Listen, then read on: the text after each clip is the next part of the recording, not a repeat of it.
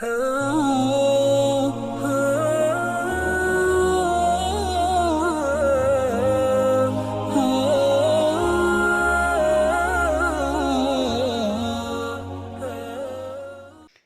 بالله من الشيطان الرجيم. بسم الله الرحمن الرحيم. ويوم نبعث من كل أمة شهيدا ثم لا يؤذن للذين كفروا ولا هم يستعتبون. وإذا رأى الذين ظلموا العذاب فلا يخفف عنهم ولا هم ينظرون. وإذا رأى الذين أشركوا شركاءهم قالوا ربنا هؤلاء شركاؤنا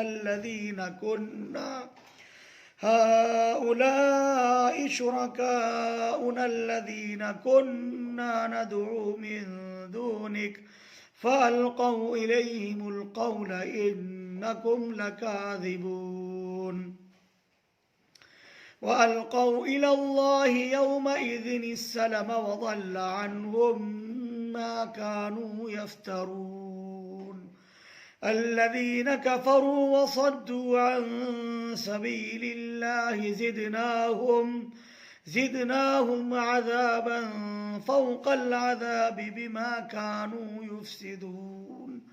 ويوم نبعث في كل أمة شهيدا عليهم من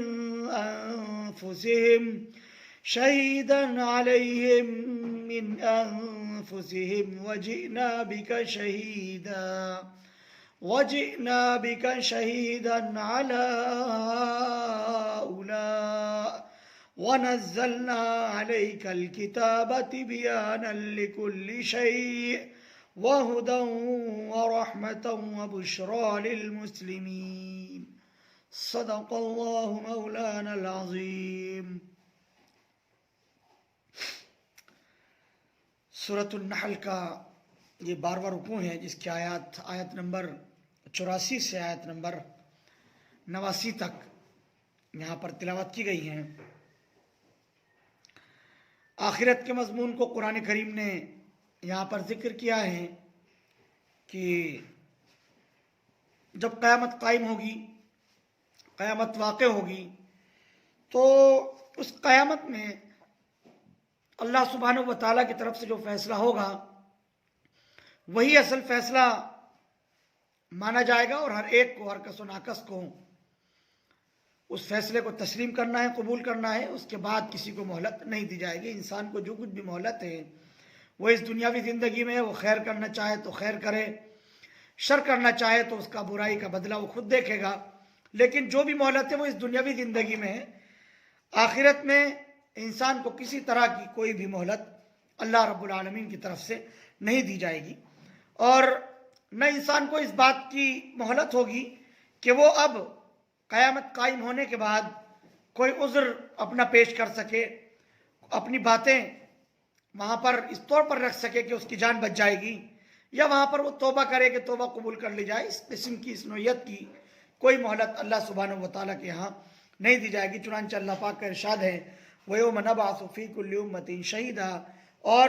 جس دن کھڑا کریں گے ہم ہر فرقے میں سے ایک بتلانے والا. ثُمَّ لَا يُؤْذَنُ لِلَّذِينَ كَفَرُوا وَلَا هُمْ يُسْتَعْتَبُونَ، پھر اجازت نہ ملے گی منکروں کو، یعنی جنہوں نے کفر کیا تھا، وَلَا هُمْ يُسْتَعْتَبُونَ، اور نہ اس دن ان سے توبہ لی جائے گی کہ ان کی توبہ قبول کر لی جائے، ان کی توبہ کو مانا جائے. اس طرح کی بھی کوئی مہلت نہیں دی جائے گی. یہاں پر شہیدن سے مراد وہ انبیاء علیہ السلام ہیں جن کو اللہ رب العالمین نے دعوت کے لیے ان قوموں کے مابین بھیجا تھا، مبعوث فرمایا تھا. ان نبیوں کو گواہی کے بطور کھڑا کیا جائے گا اور ان سے پوچھا جائے گا کہ آپ نے اپنا کام پورا کیا، آپ نے دعوت ان تک پہنچائی. ظاہر ہے کہ وہ اس بات کے منکر نہیں ہو پائیں گے، اس چیز کا وہ انکار نہیں کر پائیں گے، اس لیے کہ انبیاء علیہ السلام نے اللہ کی دعوت کو ان تک مکمل طور پر پہنچا دیا ہے، اللہ کے پیغام کو انہوں نے پورے طور پر پہنچا دیا ہے. اب کافروں کو یہاں پر کوئی مہلت نہیں ملے گی اور نہ ان سے توبہ لی جائے گی کہ بھئی اب تم توبہ کر لو تو تمہاری توبہ قبول ہو. ایسا بھی نہیں ہوگا. توبہ قبول ہونے کا جو موقع ہے، وقت ہے، وہ اس دنیاوی زندگی کے اندر ہے جب انسان کے سامنے موت آ جاتی ہے اور اس کے مرنے کا وقت قریب آ جاتا ہے اور وہ موت کو بالکل قریب سے دیکھ لیتا ہے، پھر اگر وہ توبہ کرنا چاہے تو توبہ قبول نہیں ہوتی. اس سے پہلے پہلے موقع ہے اور وقت ہے انسان کے لیے کہ وہ اللہ کے سامنے سجدہ ریز ہو، توبہ و استغفار کرے تو اللہ سبحانہ و تعالیٰ اس کی توبہ بھی قبول فرماتے ہیں اور اس کے گناہوں کو بھی معاف فرما دیتے ہیں. اور اسلام قبول کرنے کے سلسلے میں اللہ کے نبی صلی اللہ علیہ وسلم نے فرمایا الاسلام یہدم ما کان قبلہ، کہ اسلام تو پچھلے تمام کے تمام گناہوں کو منہدم کر دیتا ہے، ختم کر دیتا ہے سرے سے. جو بندہ عمر کے آخری پڑاؤ میں بھی اگر اسلام قبول کر لے تو پچھلے سارے گناہ معاف ہو جاتے ہیں. لیکن یہ مہلت اور یہ فرصت اور یہ وقت صرف انسان کی اس دنیاوی زندگی تک ہے. اس دنیاوی زندگی میں اگر وہ تائب ہوتا ہے تو اس کی توبہ قبول ہے، اللہ کے یہاں اس کا قبول اسلام بھی معتبر ہے. لیکن دنیا سے جانے کے بعد جب اللہ سبحانہ و تعالیٰ اولین و آخرین کو جمع فرمائیں گے وہاں پر کسی طرح کی کوئی مہلت نہیں ہوگی، وہاں نہ توبہ کی مہلت ہوگی اور اگر کوئی توبہ کرے گا بھی تو اس کی توبہ وہاں پر قبول نہیں ہوگی. وَإِذَا رَأَى الَّذِينَ ظَلَمُوا الْعَذَابَ فَلَا يُخَفَّفُ عَنْهُمْ وَلَا هُمْ يُنظَرُونَ، اور جب دیکھیں گے ظالم عذاب کو پھر نہ ان پر سے عذاب ہلکا ہوگا اور نہ وہاں پر ان کو ڈھیل ملے گی. یہ بھی کھلا نظام ہے اللہ سبحانہ و تعالیٰ کا کہ ایک مرتبہ جب فیصلہ ہو گیا کہ اب تمہیں عذاب چکھنا ہے، جب فیصلہ ہو گیا کہ تمہیں جہنم میں جانا ہے، اب کسی طرح کی کوئی مہلت وہاں پر نہیں دی جائے گی اور کسی طرح سے وہ عذاب بھی ہلکا نہیں ہوگا. اگر انسان یہ سوچے کہ میری جان بخشی ہو جائے، میں اس عذاب سے کسی طرح سے بچا لیا جاؤں، تو قرآن کریم کہتا ہے کہ عذاب سے ان کو مہلت، عذاب سے ان کو بچایا نہیں جائے گا. فلا يخفف عنهم العذاب ولا هم ينظرون، نہ ان پر سے وہ عذاب ہلکا ہوگا اور نہ ان کو اس میں کوئی ڈھیل ملے گی، ان کو کوئی مہلت ملے گی. وَإِذَا رَأَى الَّذِينَ أَشْرَكُوا شُرَكَاءَهُمْ قَالُوا رَبَّنَا هَؤُلَاءِ شُرَكَاؤُنَا الَّذِينَ كُنَّا نَدْعُو مِن دُونِكَ، اور جب دیکھیں گے مشرک وہاں پر اپنے شریکوں کو تو بولیں گے اے ہمارے رب یہی وہ شریک ہیں جن کو ہم نے آپ کے ساتھ شریک ٹھہرا لیا تھا، آپ کے سوا جن کو ہم پکارا کرتے تھے یہی وہ لوگ ہیں. فَأَلْقَوْا إِلَيْهِمُ الْقَوْلَ إِنَّكُمْ لَكَاذِبُونَ، تب ان پر ڈالیں گے وہ باتوں کو کہ تم جھوٹے ہو. وہ ان پر باتیں ڈالیں گے تم ہی نے ہمیں گمراہ کیا، تم نے یہ کیا، تم نے وہ کیا. وہ جواب دیں گے کہ تم اپنی وجہ سے گمراہ ہوئے ہو اور جو ہے ہم نے تم کو گمراہ نہیں کیا. اگر تم گمراہ ہوئے ہو تو اس میں تمہاری خطا ہے، تم سمجھ سکتے تھے، تم نے کیوں نہیں فیصلہ کیا کہ حق کیا ہے اور ناحق کیا ہے. ایک دوسرے کے اوپر باتیں ٹالنے کی وہاں پر کوشش کریں گے اور وہ یہ لوگ بھی بچنے کے لیے کہیں گے کہ اللہ یہ ہمارے شرکا تھے، ان کی باتوں میں آ کر کے ہم نے آپ کے ساتھ شرک کر لیا تھا. لیکن ظاہر ہے کہ وہ موقع نہیں ہوگا کہ وہاں پر انسان کو مہلت دی جائے اور ان کا اس شرک کو تسلیم کر لینا یا اپنی نافرمانیوں کو وہاں پر تسلیم کر لینا ان کے لیے ذرہ برابر کام نہیں دے گا. فَأَلْقَوْا إِلَيْهِمُ الْقَوْلَ إِنَّكُمْ لَكَاذِبُونَ، تب وہ ان پر باتیں ڈالیں گے کہ تم جھوٹے ہو. وَأَلْقَوْا إِلَى اللَّهِ يَوْمَئِذٍ السَّلَمَ وَضَلَّ عَنْهُمْ مَا كَانُوا يَفْتَرُونَ، اور آ پڑیں وہ اللہ کے آگے جو ہے وہ آ پڑیں گے عاجز ہو کر، عاجز و ناتواں ہو کر، پوری خود سپردگی کرتے ہوئے اللہ کے سامنے وہ آ پڑیں گے. وَضَلَّ عَنْهُمْ مَا كَانُوا يَفْتَرُونَ، اور بھول جائیں جو جھوٹ وہ باندھا کرتے تھے، ان تمام باتوں کو بھول کر. اور یہ اللہ سبحانہ و تعالیٰ سے عاجزی اور انکساری کے ساتھ، پورے تواضع کے ساتھ، خود سپردگی کرتے ہوئے، اسلام پر 100% گویا عمل کرنے کے جذبے کے ساتھ وہ اللہ سبحانہ و تعالیٰ کے سامنے آ پڑیں گے اور جو کچھ اب تک ہوا، جو تمام کی تمام باتیں جو اب تک جھوٹ باندھا کرتے تھے ان کو وہ ختم کرنے کی کوشش کریں گے. الذین کفروا وصدوا عن سبیل اللہ زدناہم عذابا فوق العذاب، جو لوگ منکر ہوئے ہیں اور اللہ کی راہ میں وہ رکاوٹ بنے ہیں، ان سے وہ لوگوں کو روکتے رہے ہیں. زدناہم عذابا فوق العذاب، ہم بڑھا دیں گے عذاب کے اوپر عذاب بدلے میں، بما کانوا یفسدون، جو شرارت کیا کرتے تھے، فساد پھیلایا کرتے تھے. اللہ سبحانہ و تعالیٰ کی طرف سے ان کے حق میں فیصلہ ہو چکا ہوگا کہ جو تم دنیا کے اندر بگاڑ کر کے آئے ہو، جو فساد تم دنیا کے اندر کر کے آئے ہو، ظاہر ہے کہ اس کی اب تلافی نہیں ہو سکتی. اب اس کا تدارک اگر تم کرنا بھی چاہو تو وہ اب تمہارے لیے ممکن نہیں ہے. اب تمہارے لیے یہاں پر کوئی مہلت نہیں ہے، بلکہ یہ دن تو فیصلے کا دن ہے. اب تو اللہ رب العالمین کی طرف سے فیصلے کی گھڑی آ چکی ہے. اب تو تمہارے مابین فیصلہ ہی ہونا ہے.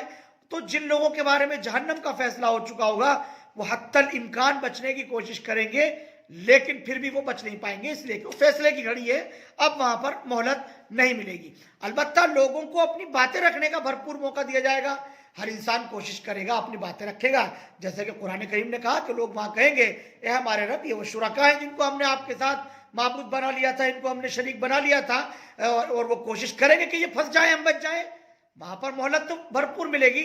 لیکن جب اللہ سبحانہ و تعالیٰ انبیاء علیہ السلام کو گواہ بنا دیں گے، انہی قوموں کے افراد میں سے جو ان تک نفع کی باتیں پہنچاتے رہے ہیں، جو ان کے ساتھ میں خیر خواہی کے معاملات کرتے رہے ہیں، جو اللہ کا پیغام اور اللہ کی دعوت ان تک پہنچاتے رہے ہیں، وہ گواہ بن کر کے کھڑے ہو جائیں گے کہ اللہ، ان کو یہ ساری باتیں بتائی گئی تھی، اس کے بعد انہوں نے تسلیم نہیں کیا، اس کے باوجود انہوں نے قبول نہیں کیا۔ اور پھر یہ کہ اللہ پاک نے قرآن کریم میں فرمایا الیوم نختم علی افواہہم وتکلمنا ایدیہم وتشہد ارجلہم، کہ قیامت کا تو منظر ہی عجیب و غریب ہوگا۔ وہاں تو انسان اگر جھٹلانا چاہے گا تو بات تو اپنی بھرپور رکھے گا، اللہ کے سامنے کوشش کرے گا وہ پوری، لیکن عاجز ہو جائے گا، بے بس ہو جائے گا، اب اس کا بس نہیں چلے گا۔ کیوں؟ اس لیے کہ وہاں انسان کے اعضاء و جوارح گواہی دیں گے، بدن گواہی دے گا، کھالیں گواہی دیں گی، زبان گواہی دے گی، اس پر منہ جو ہے وہ زبان کو لگام کس دی جائے گی، تو ہڈیاں، گوشت اور جسم کے دیگر اعضاء اللہ سبحانہ و تعالیٰ کے سامنے گواہی دینا شروع کریں گے۔ وہاں پر تو یہ نظام چلے گا، اس کے علاوہ کوئی دوسرا نظام نہیں چلے گا۔ انسان کے جسم کے اعضاء اور جوارح وہاں گواہی دیں گے اس کے خلاف کہ جو کچھ تم کہہ رہے ہو اس کے برعکس معاملہ دنیا کے اندر تم کر کے آئے ہو۔ اس لیے انسان وہاں عاجز ہوگا، بے بس ہوگا، اور